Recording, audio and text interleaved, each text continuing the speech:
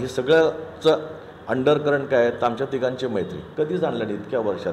केदारचं production असेल किंवा कोणाचं असेल किंवा काही असेल का, आम्ही व्यवहार आणला नाही. आम्ही त्या क्रिएटिव्हिटीला महत्त्व दिलं की ही एकांकिका कशी केलं तर काय होईल, ते त्यात हे केलं तर काय होईल, त्यातून हे काय केलं तर. पण तिथे असं कधी व्यवहार आणून बाबा ह्यातनं मला किती फायदा होईल, ह्यातनं मग त्याला किती फायदा, कधी हा विचारच नाही केला. ती मैत्रीची एज असतं, त्या एजमध्ये त्या गोष्टी आल्या असतात तर मैत्री टिकली नसती.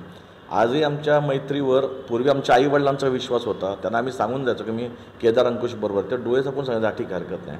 आज आमच्या बायका आहेत, आमची मुलं आहेत, त्यांनाही माहिती आहे जे आम्ही तिघं एकत्र असतो तर त्या डिस्टर्ब करत नाहीत. त्यामुळे त्याही रिस्पेक्ट करतात. आमची मुलं पण त्यांना रिस्पेक्ट करतात, प्रत्येकाची मुलं एकमेकांना. तुम्ही कसं राहता त्याच्यावर आहे आणि त्याची रिफ्लेक्शन नक्कीच आपल्या फॅमिलीत, आपल्या आजूबाजूच्या मित्रपरिवारावर पण पडतो. ही मैत्री टिकल्यामुळे आम्ही एकमेकांमध्ये काही ना काही करू शकलो.